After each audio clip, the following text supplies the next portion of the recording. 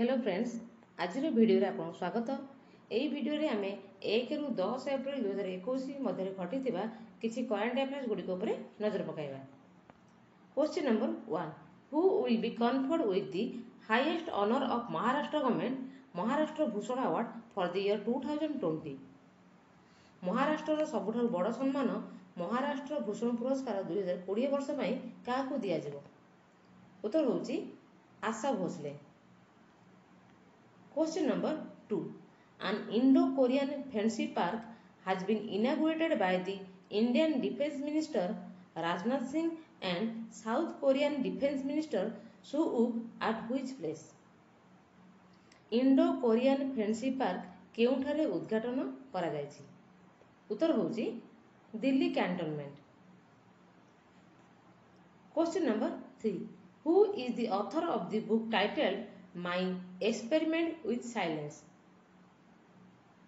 My Experiment with Silence पुस्तकटीर लेखक किए? उत्तर होची एक्टर समीर सोनी। यह तांकर प्रथम पुस्तक जहाँकि एही वर्ष शेष रे रिलीज हेबार अछि। Question number 4. Which country is going to build world's first ship tunnel? केउं देश विश्वर प्रथम जहाज सुरंग तैयारी करने को जाउछि? उत्तर होची Norway. Question number 5. Recently, which country parliament has passed a miscarriages bereavement leave law? केउं देश आकस्मिक गर्भपात वियोग छुट्टी को अनुमोदन करिसंती? उत्तर होची New Zealand. Question number 6. Shaheen-1A, the nuclear capable surface-to-surface ballistic missile with a range of 900 km successfully tested by which country recently? Shaheen-1A ballistic क्षेपणास्त्र केउं देश परीक्षण करिछि? उत्तर होची Pakistan. Question number 7. Marathi writer doctor शरण कुमार लिम्बाले will get सरस्वती सम्मान 2020 for which book? मराठी लेखक doctor शरण कुमार लिम्बाले को केउं पुस्तक पई सरस्वती सम्मान 2020 वर्ष पई मिलिबो? उत्तर होची पुस्तक सनातन। एथि बाबद से 15 लाख टंका एवं मानपत्र पाइबे।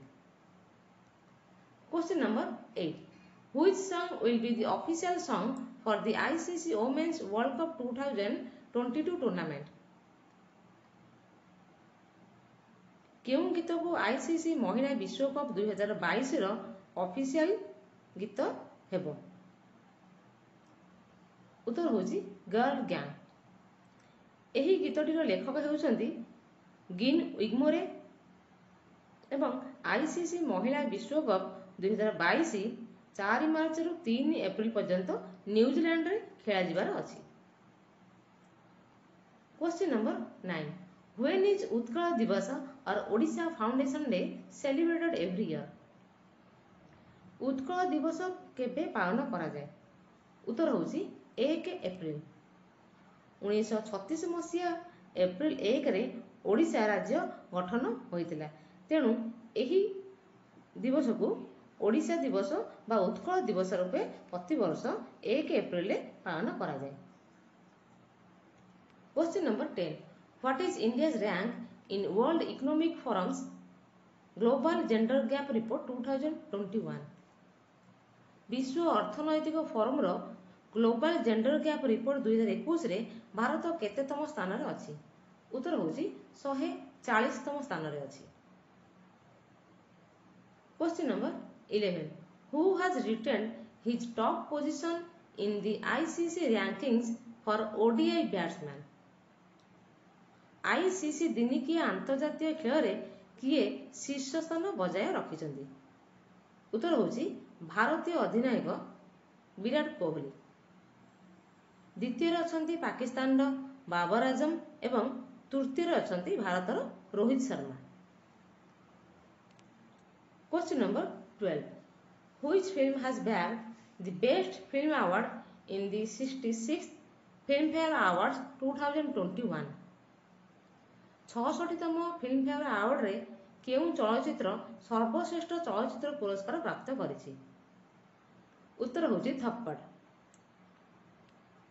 तेबे चलचित्र अंग्रेजी मीडियम पई इरफान खान को बेस्ट एक्टर पुरस्कार मिलथिया बेले थप्पड़ चलचित्र पई तापसी पानु को बेस्ट एक्ट्रेस पुरस्कार मिलिछि। Question number 13, which organisation has developed lightweight bulletproof jacket for Indian army? केउं संस्था भारतीय सेना पई कम ओजन विशिष्ट बुलेटप्रूफ जैकेट विकसित करिसंती? उत्तर होछि डीआरडीओ बा defence research and development organisation. एही जैकेट रो ओजन हबो प्राय 9 kilogram. Question number 14, who will be honored with the Dada Saheb Phalke Award for the year 2019? 2019 वर्ष पई किए दादा साहेब फाल्के पुरस्कार पाइबे? उत्तर होछि दक्षिण भारतर superstar Rajinikanth. Question number 15, a joint military exercise Vajraprahar 2021 has been conducted between the special force of India and the US at which place? Vajra Prahar 2021 मिलित सामरिक अभ्यास भारत एवं अमेरिका मध्य केउंठारे अनुष्ठित होई जाइछि? उत्तर होछि हिमाचल प्रदेश। यह पूर्व पैसेक्स नामक नौसेना समर अभ्यास मध्य भारत एवं अमेरिका मध्य अनुष्ठित होइथिला। Question number 16, India's biggest floating solar power plant with a capacity of 100 megawatt will be set up in which place? भारतर बृहत्तम भासमान सौर शक्ति केन्द्र केउंठारे स्थापन करा जिवो? उत्तर होछि तेलंगानार रामगुंडम रे। तेबे एठा जानि रखिया जे विश्वर बृहत्तम भासमान सौर शक्ति केन्द्र सिंगापुर रे स्थापन करा जिबार अछि। Question number 17, recently which country has decided to import sugar, cotton and yarn from India? केउं देश भारत ठारू चीनी, कपा एवं सूता आमदानी करिया पई निष्पत्ति नेछि? उत्तर होछि Pakistan.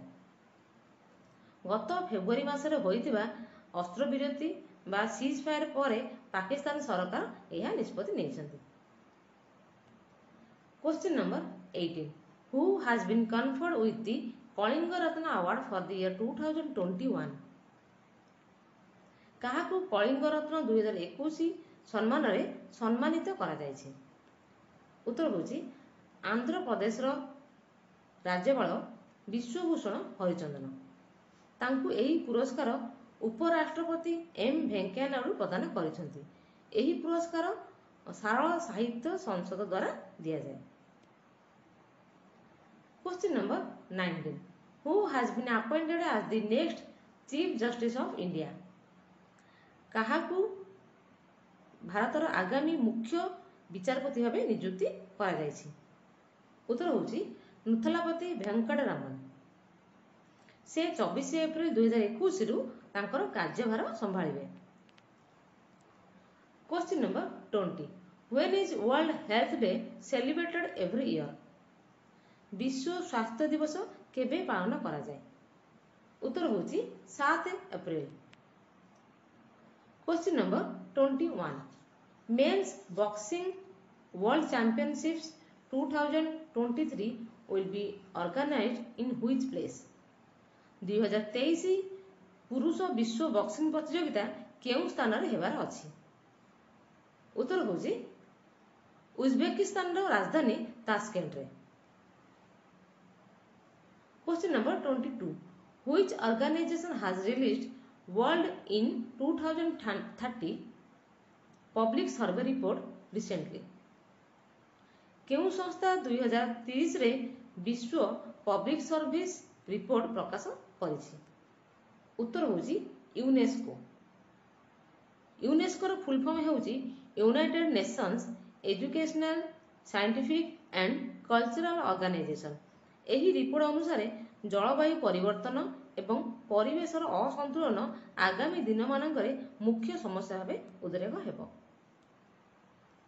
Question number 23, Who is the author of the book titled Manohar Parrikar Brilliant Mind Simple Life?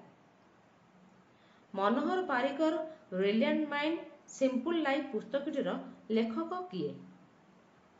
ଉତ୍ତର ହେଉଛି ନିତିନ ଗୋଖଲେ।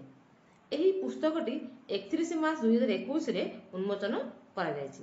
ଏଥିପୂର୍ବରୁ ଜାନୁଆରୀ 2021ରେ ୱାମନ ସୁବ୍ବପ୍ରଭୁଙ୍କ ଦ୍ୱାରା ଲିଖିତ Manohar Parrikar off the record ପୁସ୍ତକ ମଧ୍ୟ ପ୍ରକାଶ ପାଇସାରିଛି। Question number 24 who has been selected as the prime minister of Vietnam? ଭିଏତନାମର ପ୍ରଧାନମନ୍ତ୍ରୀ ଭାବେ କାହାକୁ ବଛାଯାଇଛି? ଉତ୍ତର ହେଉଛି Pham Minh Chinh. Question number 25 Which state government has launched unique gifts scheme to promote COVID vaccination? Covid ଟିକାକରଣକୁ ତ୍ୱରାନ୍ୱିତ କରିବା ପାଇଁ କେଉଁ ରାଜ୍ୟ ସରକାର ୟୁନିକ୍ ଗିଫ୍ଟ ନାମକ ଯୋଜନା ଆରମ୍ଭ କରିଛନ୍ତି? ଉତ୍ତର ହେଉଛି ଉତ୍ତରପ୍ରଦେଶ। ଯେଉଁ ଜିଲ୍ଲାମାନଙ୍କରେ 25,000ରୁ ଅଧିକ ଲୋକ 2ଟି ଯାକ ଡୋଜ୍ ନେଇଥିବେ ସେମାନଙ୍କ ମଧ୍ୟରୁ ଲକି ଡ୍ର ମାଧ୍ୟମରେ 4 ଜଣଙ୍କୁ ପୁରସ୍କାର ପ୍ରଦାନ କରାଯିବ। ତେବେ ଆଜି ପାଇଁ ଏତିକି। ଧନ୍ୟବାଦ ବନ୍ଧୁଗଣ। ଯଦି ଆପଣଙ୍କୁ ଭିଡ଼ିଓଟି ଭଲ ଲାଗିଛି ତେବେ ଅନ୍ୟମାନଙ୍କ ସହିତ ସେୟାର କରନ୍ତୁ ଏବଂ ଯଦି ଆପଣ ପ୍ରଥମ ଥର ପାଇଁ ଏହି ଭିଡ଼ିଓଟିକୁ ଦେଖୁଛନ୍ତି ତେବେ ଏହାକୁ ସବସ୍କ୍ରାଇବ୍ ଯେପରି କରିବାକୁ ନ ଭୁଲନ୍ତୁ। ଧନ୍ୟବାଦ।